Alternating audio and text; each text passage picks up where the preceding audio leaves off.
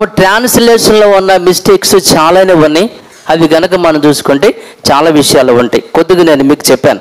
అయితే ఇలా పద దోషాలు, ఒత్తులు, పల్లులు, కామాలు, దీర్ఘాలు, సుడి దీర్ఘాలు, ఇలాంటి కొన్ని పదాలు మరి చేంజ్తో బైబిల్ గ్రంథం ఉంది.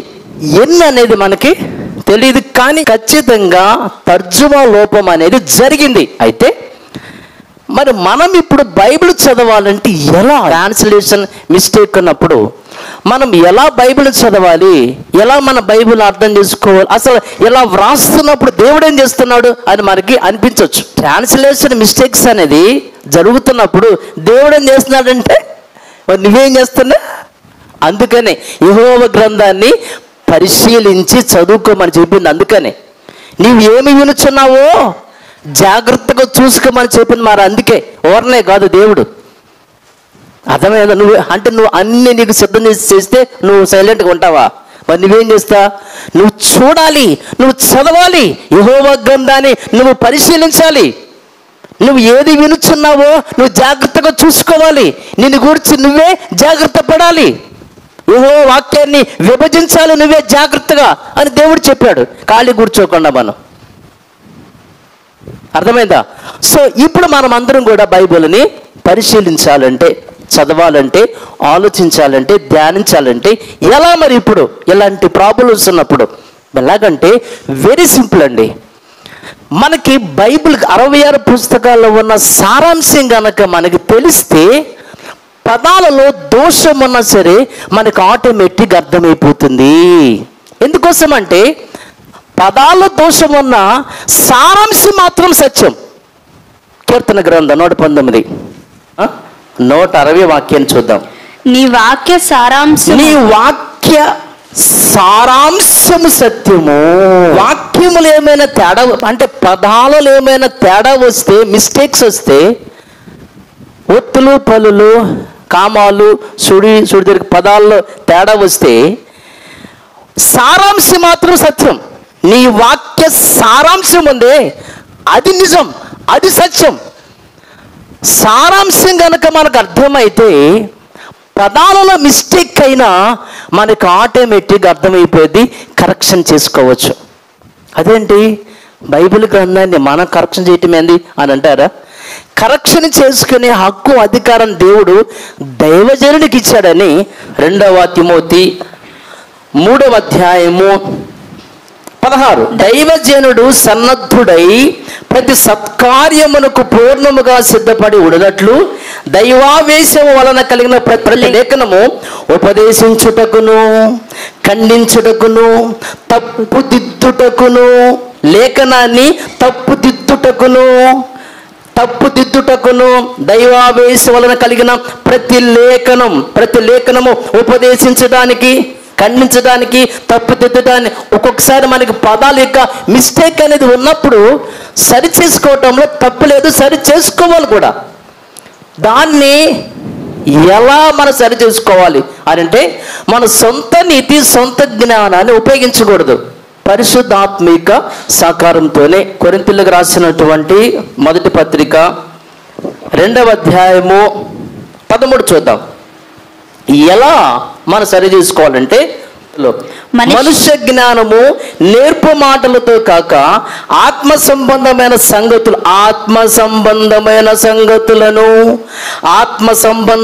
సంగతులతోనే సరిచూచుచు ఎలా వాక్యాన్ని మనము సరి చేసుకోవాలి.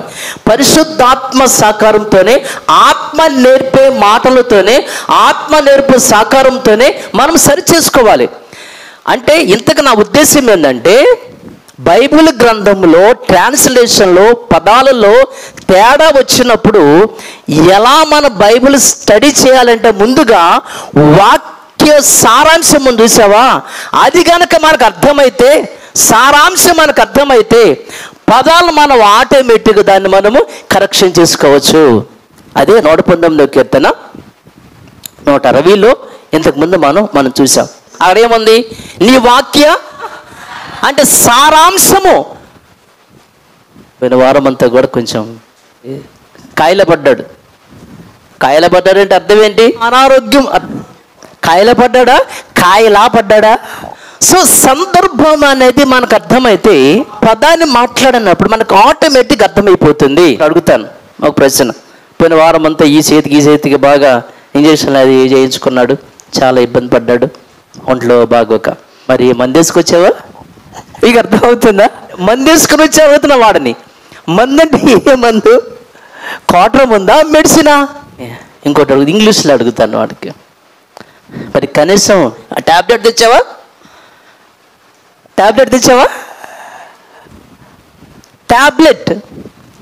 టాబ్లెట్ అనే దానికి రెండు అర్థాలు ఉన్నాయి. ఒకటి మనం వేసుకునే టాబ్లెట్, మందు టాబ్లెట్. రెండవది ఇది కూడా టాబ్లెట్ అంటారు దీన్ని కూడా. ఏది, ఈ టాబ్లెటా ఆ టాబ్లెటా? ఇక్కడ విషయం మీకు అర్థం అవ్వాలి. సందర్భం అనేది మనకు అర్థమైతే పదాలు కొంచెం తేడాగా ఉన్నా సరే మనకు ఆటోమేటిక్ అర్థమైపోతుంది. నేను చాలా చిన్నప్పుడు మా ఇంటి దగ్గర మా గేదెలు ఉంటాయి. ఆ గేదె, దూడ ఇవన్నీ ఉంటాయి కదా, పల్లెటూరు అంటే. ఉన్నప్పుడు ఏమైందంటే ఒకసారి మా దూడ సావిట్లో నుంచి అలా బయటికి వెళ్ళింది. ఎవరు వచ్చి, అరే రాజుబాబు మీ దూడ వెళ్ళిపోతున్నారు అన్నారు. ఇటు రమ్మని రాజు చెప్పాను. నేను ఆ మాట అనేసరికి ఇటు మా ఇంట్లో వాడు నవ్వారు, ఆడు నవ్వాడు, కానీ దాని ఇటు తోలాడు. నేను యాక్చువల్గా ఏమనాలి, దాని ఇటు తోలు అనాలి, కానీ నేనేమన్నాను, ఇటు రమ్మని చెప్పాను. అంటే నేను చెప్పిన పదంలో తప్పుంది, కానీ దాని భావం వాడికి, దాని సారాంశం వాడికి అర్థమైంది కాబట్టి వాడే మాట్లాడుకొని ఇటు తోలాడు దాన్ని. అంటే ఎందుకు ఎగ్జాంపుల్స్ అండి మీతో ఇలా చాలా ఉన్నాయి. ఇలాంటి మీకు చెప్పాలంటే మనం మాట్లాడేటువంటి పదాల్లో చాలా మిస్టేక్స్ ఉంటాయి. నవ్వుకుంటూ ఉంటాము, ఇది అదా అని అనుకుంటాం మనం. అంటే ఎందుకంటున్నానంటే ఇక్కడ పదాలు అనేవి సరిగా లేనప్పుడు సారాంశం అనేది కనుక మనకు అర్థమైతే మనకు పెద్ద ప్రాబ్లం ఉండదు. ఇది ఎలాగో బైబిల్ గ్రంథంలో కూడా కొన్ని చోట్ల పదాలు అనేవి తేడాగా ఉన్నప్పుడు, తేడాగా వ్రాయబడినప్పుడు అది ట్రాన్స్లేషన్ మిస్టేక్ కాబట్టి అది ఎవరికి అర్థమవుతుందంటే బైబిల్ యొక్క సారాంశం తెలిసిన వాడికే అర్థమవుతుంది. బైబిల్ సారాంశం సత్యం, వాక్యములో పొరపత్యాలు అనగా రాసిన పదాలలో పొరపాట్లు ఉంటాయి, కానీ సారాంశం ఉందే, సారాంశము నిజం. ఆ నిజం మనకు తెలియాలి, ఆ సారాంశం మనకు తెలియాలి. ఏంది సారాంశం అంటే దేవుడు ఒక్కడే అనేది సారాంశం. యేసుక్రీస్తు వారు దేవుని కుమారుడు అనేది సారాంశం. అది తెలిస్తే ఎక్కడ యేసుక్రీస్తు వారి గురించి దేవుడని వ్రాయబడినా సరే మనకు పెద్ద ప్రాబ్లం ఉండదు. అది తెలియక ఈ రోజున ప్రపంచ క్రైస్తవులందరూ కూడా వెలవెల్లి కొట్టుకులాడతారు ఒక్కొక్కళ్ళు. నేను ఈ రోజున ఇవన్నీ చెప్పడానికి ప్రధాన కారణం ఏంటంటే యోహాను సువార్త 1:1. ఒకసారి మనము యోహాను సువార్తకి వెళదాం. సో మీకు బైబిల్ సారాంశం కనుక అర్థమైతే పదములు తేడా ఉన్నా మీకు ఏ ప్రాబ్లం ఉండదు అని చెప్పడానికి చిన్న ఎగ్జాంపుల్ నేను మీకు చెప్పి ముందుకెళ్తాను. యోహాను సువార్త 8వ అధ్యాయము 31 నుంచి చివరి వరకు చదవాలి.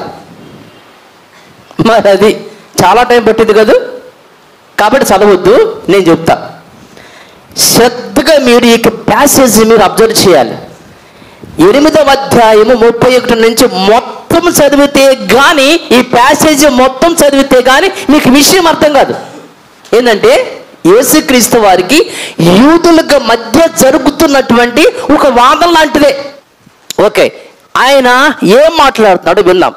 యోహాను సువార్త 8వ అధ్యాయం 31 చూద్దాం. కాబట్టి యేసు తనను నమ్మిన దగ్గర అండర్లైన్ చేసుకోండి. కాబట్టి యేసు తనను నమ్మిన దగ్గర కింద అండర్లైన్. కాబట్టి యేసు తనను నమ్మిన యూదులతో యేసుక్రీస్తు వారు మాట్లాడుతున్నట్లు వ్రాయబడింది ఇక్కడ. నిజంగా యేసుక్రీస్తు వారిని నమ్మిన యూదులతో యేసుక్రీస్తు వారు మాట్లాడా అని కనుక మనము వరసని కనుక మనం ఆలోచన చేసుకుంటూ పోతే 31, మీరు నా వాక్యమందు నిలిచిన వారైతే మీరు నా వాక్యమందు నిలిచిన వారైతే నిజముగా నాకు శిష్యులై ఉండి సత్యమును గ్రహించెదరు. ఏమండి 37 చూద్దాం. మీరు అబ్రహాము సంతానమని నాకు తెలియను అయినను మీలో నా వాక్యమునకు చోటు లేదు గనుక నన్ను చంప వెదుకుచున్నారు. వచనం 40. దేవుని వలన వినిన సత్యము మీతో చెప్పాడనైనా నన్ను మీరు ఇప్పుడు చంప వెదుకుచున్నారే, చంపాలని మీరు చూస్తున్నారే. ఆఖరి వచనం 59. కాబట్టి వారు ఆయన మీద రువ్వుటకు రాళ్ళు ఎత్తిరి గాని ఆయనను చంపడానికి రాళ్ళు ఎత్తారు. తర్వాత 43.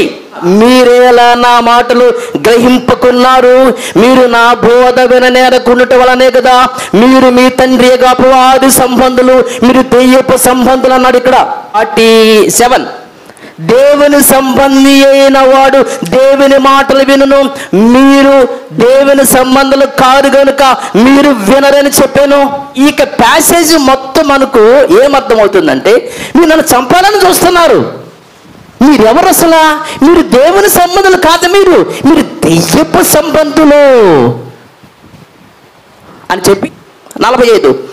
నేను సత్యమునే చెప్పుచున్నాను గనుక మీరు నన్ను నమ్మరు, నా యందు పాపమున్న దాన్ని మీలో ఎవడు స్థాపించును? నేను సత్యము చెప్పుచున్నాడులా మీరెందుకు నన్ను నమ్మరు? మీరు నన్ను నమ్మట్లేదు. మీరు అబద్ధికులు, మీరు అబద్ధాలకు జనగడేక పిల్లలు, మీరు నన్ను చంపాలనుకుంటున్నారు. నమ్మిన యూదులతో మాట్లాడుతున్నాడా, నమ్మని యూదులతో మాట్లాడుతున్నాడా? కానీ ఉపయోగట్లు ఏమంది? ఇప్పుడు చూడండి, ఏది కరెక్ట్? ఆడేం రాయాలి, ఆడేం పడింది? ఎంత తేడా జరిగింది చూసారా? నమ్మని యూతులతో మాట్లాడా, నమ్మిన వారితోనా? నమ్మిన వారితో అలా ఎందుకు మాట్లాడతాడు? నేను నమ్మరు.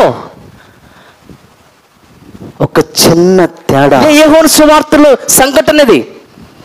ఇది మనకు తెలియాలంటే ఆ ప్యాసేజ్ మొత్తం దాని సారాంశం కనుక మనకు అర్థమైతే కరెక్షన్ చేసుకోవడం మనకి ఈజీగా ఉంటుంది. ఎందుకని? పాపం తేడా జరిగింది అక్కడ. నమ్మని అని రాయాల్సింది నమ్మిన అని రాశారు, తప్పు కదా. సో మనం ఏం చేయాలి మరి? ఇప్పుడు సారాంశం కనుక మనకు అర్థమైతే, దాని భావం కనుక మనకు అర్థమైతే కరెక్షన్ మనం ఆటోమేటిక్గా చేసుకోవచ్చు అనటానికి ఇది ఒక బెస్ట్ ఎగ్జాంపుల్. అలాగే యోహాను సువార్త 1:1 ఉన్నటువంటి ఆ చిన్న మిస్టేక్ని బట్టి ఈ రోజున, అక్కడ జరిగినటువంటి ట్రాన్స్లేషన్ మిస్టేక్ని బట్టి ఈ రోజున చాలామంది యేసుక్రీస్తు వారి కూడా దేవుడే, యేసు కూడా దేవుడే అని చెప్పేసి గగ్గోలు పెడుతున్నారు జనాలు ఈ రోజున. నేను మీకు అదే అంటున్నాను, పదాలలో తేడా జరుగుతుంది అనటానికి ఎంతసేపు నేను మీకు వాక్యం చెప్పాను. ట్రాన్స్లేషన్లో తప్పు జరుగుతుంది. సారాంశం సత్యము కాబట్టి, సారాంశం నిజం కాబట్టి అది కనుక మనకు తెలిస్తే మన కరెక్షన్ చేసుకోవచ్చు. నమ్మిన యూదులతో రాశారు, తప్పు కదా. నమ్మని సారాంశం కనుక మనకు అర్థమైతే, ఆది యందు వాక్యం ఉండాను, వాక్యము దేవుని యొద్ద ఉండాను, వాక్యము దేవుడై ఉండేను.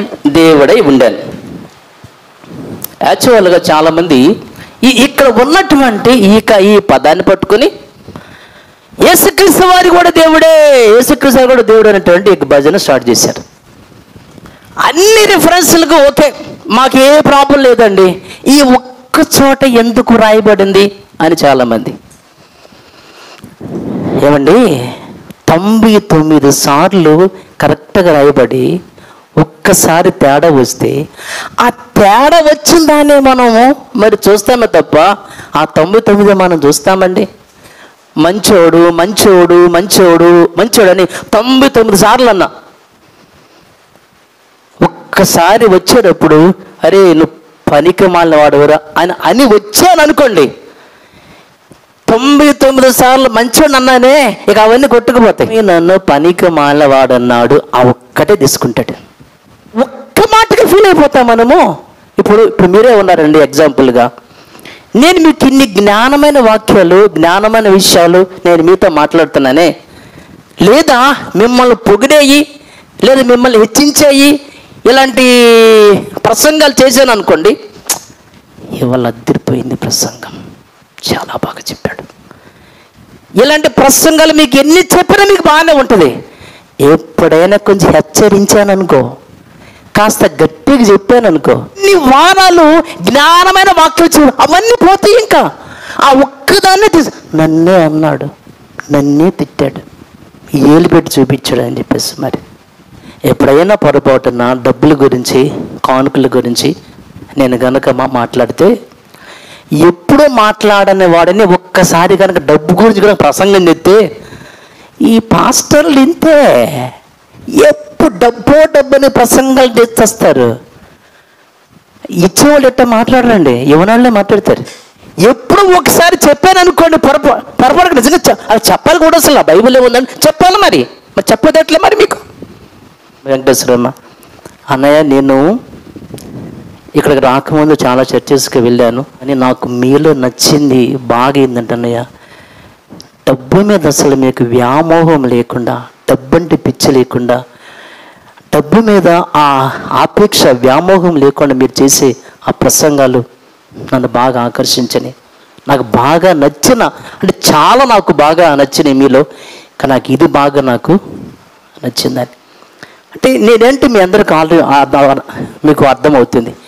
ఎప్పుడైనా ఒకసారి కనుక డబ్బు గురించి ప్రసంగం తీస్తే ఇక అంతే సంగతులు. ఈ పాస్టర్లందరూ ఇంతే, ఇంకా డబ్బు గురించే ప్రసంగం. అంటే ఎందుకంటున్నానంటే, ఒక జ్ఞానమైన ప్రసంగాలు అని మీరు విన్నప్పుడు మామూలుగానే ఉంటారు. ఒక్కసారి కనుక గద్దిస్తే, అరిస్తే, ఇక మనం దాన్ని పట్టుకుంటామే. 99 మంచివాడు అని చెప్పినా ఇక ఇదే పట్టించుకో, మంచోడు కాదంటే పొరపాటున వచ్చేసిందయ్యా, ఇంకా దాన్నే పట్టుకుని వెళ్ళాడితే. బైబిల్ గ్రంథంలో ఎక్కడైనా యేసుక్రీస్తు వారు దేవుడని మరొక చోట ఉన్న, అసలు ఇంకోటి ఏంటంటే, అసలు ధర్మశాస్త్రాన్ని బట్టి ఎవరైనా ఒక విషయాన్ని కనుక చెబితే ఇద్దరు దానికి సాక్ష్యం చెప్పాలి, దాన్ని ఓకే అనాలి. అర్థమైందండి? 8వ అధ్యాయము యోహాను సువార్త 8వ అధ్యాయం 17 చూద్దాం. మరియు ఇద్దరు మనుషుల సాక్ష్యము సత్యమని మీ ధర్మశాస్త్రంలో వ్రాయబడి ఉన్నది కదా. ఇద్దరు మనుషుల సాక్ష్యము సత్యము. ఇద్దరు చెప్పాలి ఒక విషయాన్ని గురించి. 2 కొరింథీ 13:1 చూద్దాం. ఈ 3వసారి నేను మీ వద్దకు వచ్చుచున్నాను. 2-3 సాక్షుల నోట ప్రతి మాటయు స్థిరపరచబడవలెను. అంటే ఒక విషయాన్ని స్థిరపరచాలంటే, ఒక విషయాన్ని వాస్తవమని రుజువు చేయాలంటే 2 లేక 3 సాక్ష్యం చెప్పాలి. ఏమని? అది నిజమని. బైబిల్ ప్రకారంగా సుమా, ఇప్పుడు కోర్టులో కూడా ఖచ్చితంగా ఏముండాలి? సాక్ష్యం ఉండాలి కదా. బైబిల్ ప్రకారంగా ఒక విషయాన్ని రుజువుపరచాలంటే, నిర్ధారించాలంటే 2 లేక 3 ఖచ్చితంగా సాక్ష్యం చెప్పాలి. సరే, యోహాను గారు దేవుడు అన్నాడు అనుకుందాం, మరి ఇంకెవరు చెప్పలేదే? నిజమే, యోహాను చెప్పింది నిజమేనని ఎవరు చెప్పలేదే? పోనీ ఈయనైనా వేరే చోట ఎక్కడైనా సరే యేసుక్రీస్తు వారి దేవుడని చెప్పాడా అని అంటే, అసలు ఈ పుస్తకంలోనే 21 అధ్యాయాలు ఉంటే 50 సార్లకు పైగా యేసు దేవుని కుమారుడు అని ఆయన పదే చెబుతా వచ్చాడు. 3 పత్రికల్లో చెప్పాడు యేసు దేవుని కుమారుడని, ప్రకటనలో చెప్పాడు. 5 పుస్తకాల్లో కూడా యేసు దేవుని కుమారుడు అని చెబుతా వచ్చాడే. ఎక్కడ చెప్పలేదే?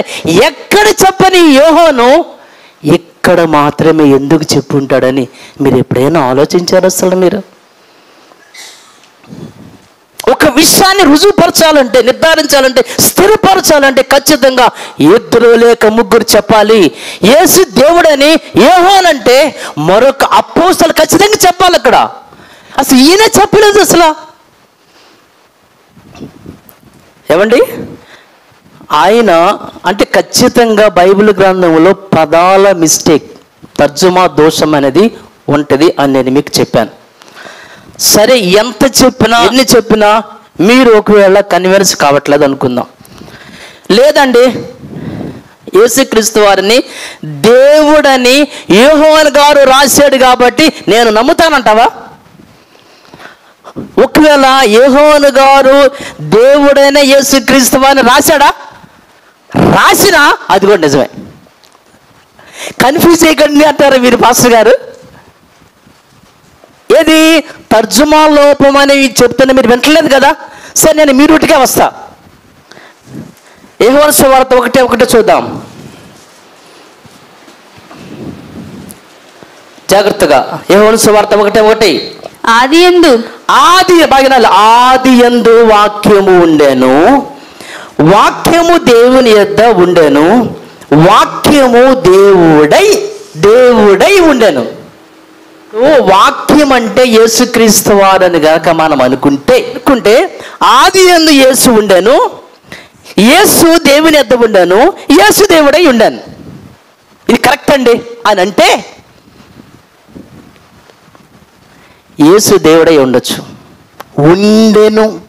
ఉండెను అనేటువంటి ఆ యొక్క పదం అది కేవలము దేవుడికి సంబంధించి ఉండద్దు. ఎందుకంటే ఉండెను, ఉంటాడు, ఇవన్నీ కూడా దేవునికి సంబంధించి ఉండదు. దేవుడు అంటే ఆయనకి కాలంతో సంబంధం ఉండదు. ఎందుకని ఆయన కాలానికి అతీతుడు. ఇప్పుడు ఫర్ ఎగ్జాంపుల్గా ఇది ఉందండి, ఇది కాలం. ఈ కాలంలో ఇదిగో ట్యాబ్ ఉంది, స్పెట్స్ ఉన్నాయి, అలాగే ఇదిగో రిమోట్ ఉంది, బైబిల్ ఉంది. ఇది కాలం. నేను దేవుణ్ణి అనుకుంటే దేవుడు అంటే కాలానికి అతీతుడు, కాలానికి బయట ఉంటాడు. ఓకేనా? దేవుడు ఉన్నాడంతే. దేవుడు ఉన్నాడు, నేను ఉన్నవాడను, ఆయన ఉన్నాడంతే. కానీ యేసుక్రీస్తు గురించి ఉన్న విషయం ఏంది? ఆయనైతే నిన్న, నేడు, నిరంతరం. నిన్న కాలంతో సంబంధం ఉంది ఆయనకి. నిన్న కాలం ఉంది ఆయనకి. నిన్న, ఇవాళ, నిరంతరం. అంటే కాలంలో ఉన్నాడు యేసుక్రీస్తు వారు. దేవుడు అంటే కాలానికి అతీతుడు. ఆయన ఉన్నాడు, ఆయనకి కాలానికి సంబంధం ఉండదు. భూత, వర్తమాన, భవిష్యత్ కాలంలో ఉన్నాడు అని ఉంటుంది బైబిల్ ప్రకటన గ్రంథంలో. అంటే ఈయన కాలానికి సంబంధించిన వాడు కాదు, కాలానికి బయటవాడు. ఈయన దేవుడై ఉండేను అంటే ఒకప్పుడు ఆయన దేవుడిగా ఉన్నాడా అంటే ఉన్నాడు. దేవుని వాక్యం, దేవుని వాక్కు. యేసుక్రీస్తు వారంటే దేవుని వాక్యము, దేవుని యొక్క వాక్కు.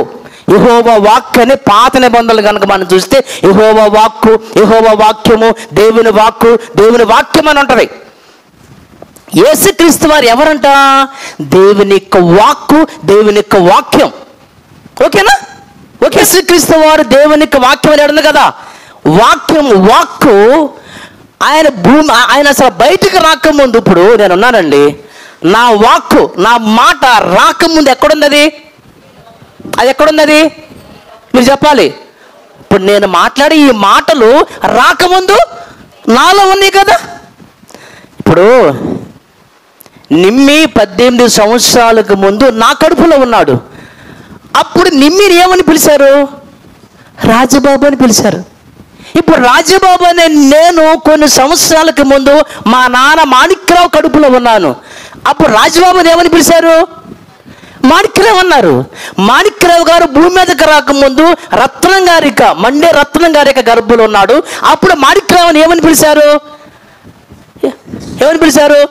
రత్నం గారిని పిలిచారు. రత్నం గారు భూమి మీదకి రాకముందు ఆదాము కడుపులో ఉన్నాడు. అప్పుడు రత్నం గారిని ఏమని పిలిచారు? ఆదామని పిలిచారు. ఆదాము భూమి మీదకి రాకముందు ఆయన ఏ గర్భంలో, ఏ కడుపులో ఉన్నాడు? అప్పుడు ఆదాము ఏమని పిలిచారు? ఎవరు మన సరిపోయింది. నీ లాజిక్ ప్రకారమైన సరే ఆలోచిస్తే, ఎందుకని తరతరాల మన నివాసం దేవుని గర్భం. ద్వితీయోపదేశ కాండంలో కనుక ఒక మాట మనం చూస్తే ఆఖరి 33వ అధ్యాయంలో 27వ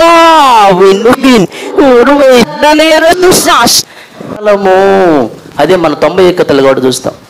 తరతరాల మనకి నివాసం. అంటే మనుషులమైన మన భూమి మీదకి రాకముందు ఎక్కడున్నామంట? దేవుని గర్భంలో ఉంటే అప్పుడు మనందరిని ఏమని పిలిచారు? దేవుళ్ళే. యేసుక్రీస్తు వారు అనబడేటువంటి దేవుని వాక్కు, దేవుని వాక్యమైనటువంటి ఈయన బయటికి రాకముందు దేవునిలో ఉన్నాడు. అప్పుడు యేసుక్రీస్తు వారిని ఏమని పిలిచారు? దేవుడు.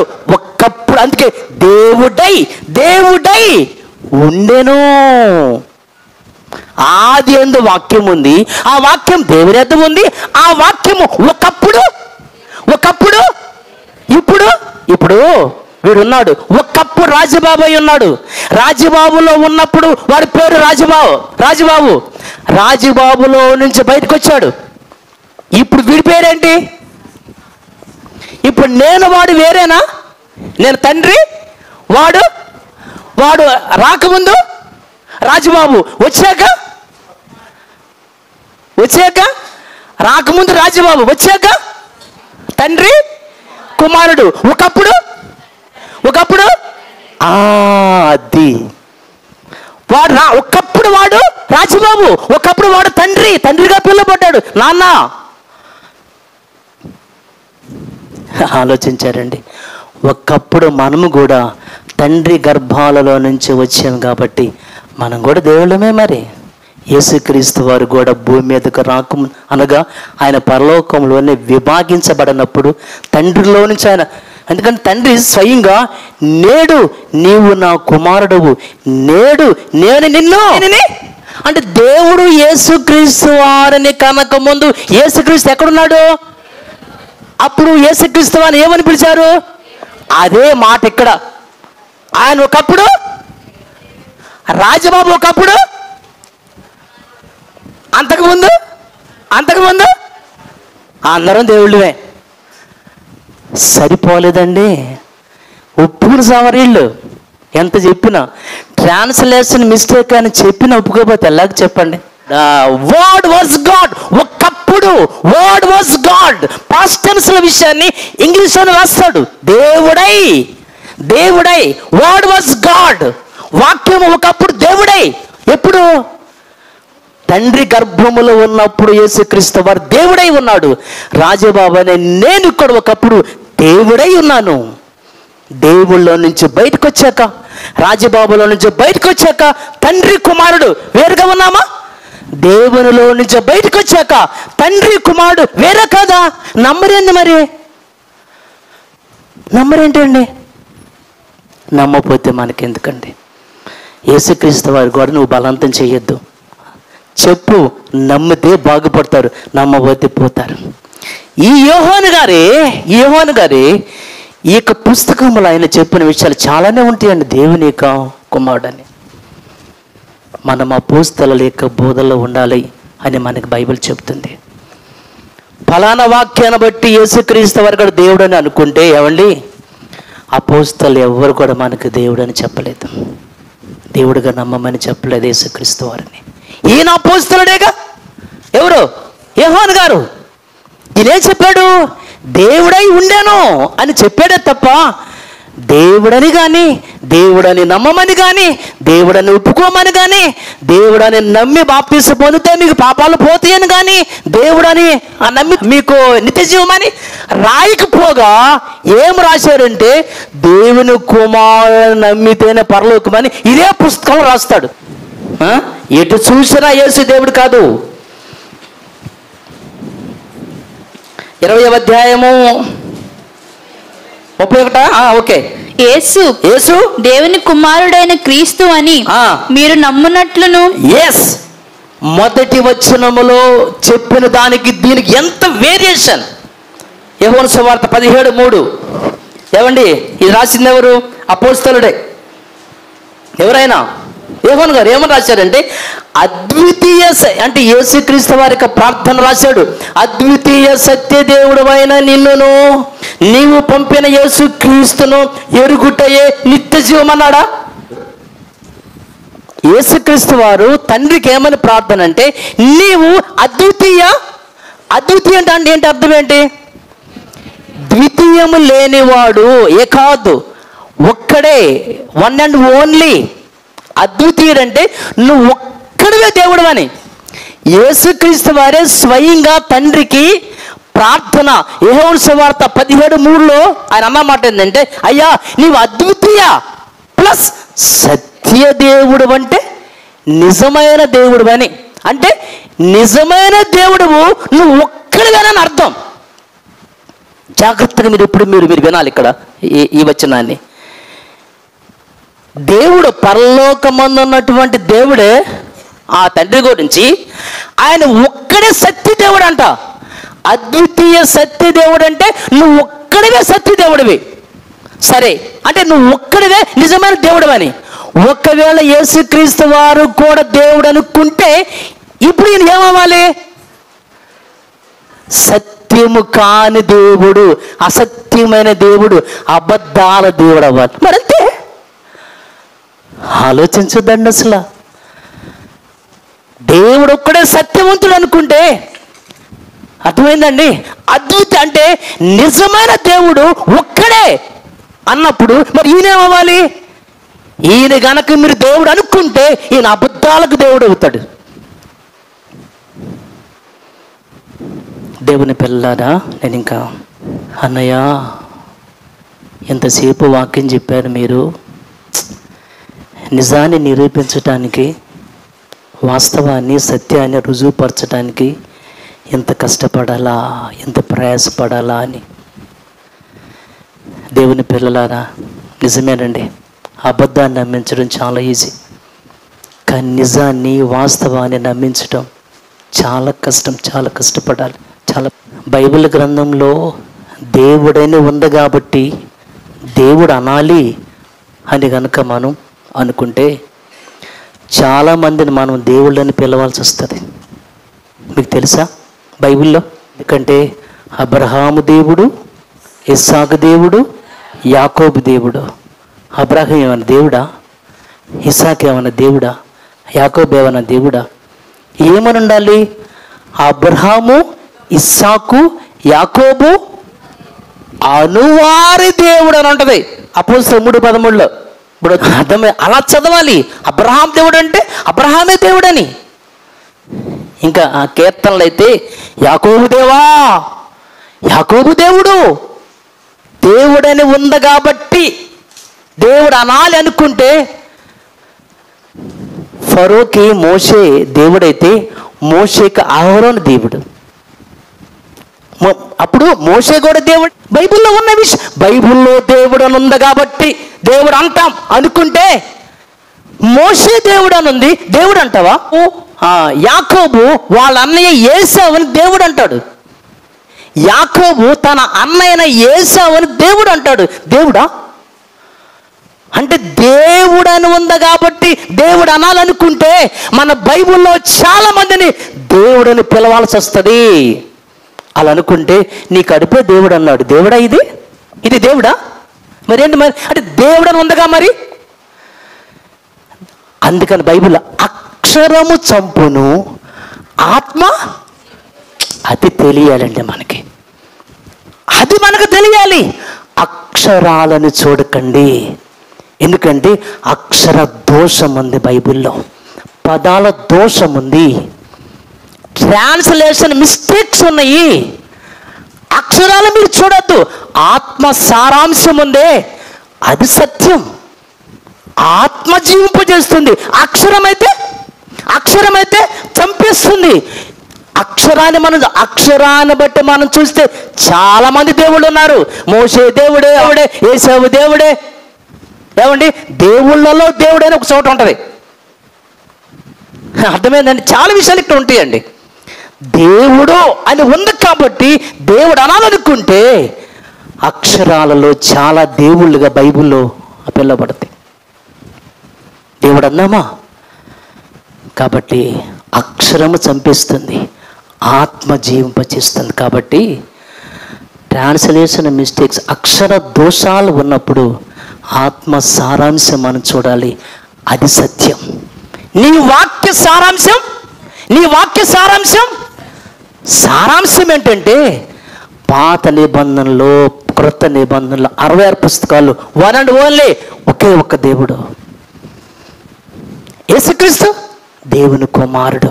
ఇది బైబిల్ చెప్పే సారాంశం. ఈ సారాంశం కనుక మనకు తెలిస్తే దేవుడు భూమి మీదకి రాడు, తన కుమారుని పంపిస్తాడు. అది సారాంశం. అది కనుక మీకు అర్థమైతే ఎక్కడ యేసుక్రీస్తు వారిని దేవుడిని రాసినా పట్టించుకోము, ఆలోచన చేస్తాం ఖచ్చితంగా. కాబట్టి పదాలను పట్టుకోవద్దు. దాన్ని బట్టి దేవుడు అనాలనుకుంటే చాలామందిని మనం దేవుడు అనాలి. దేవుడు తన మాటలు దీవించను గాక. ఆమె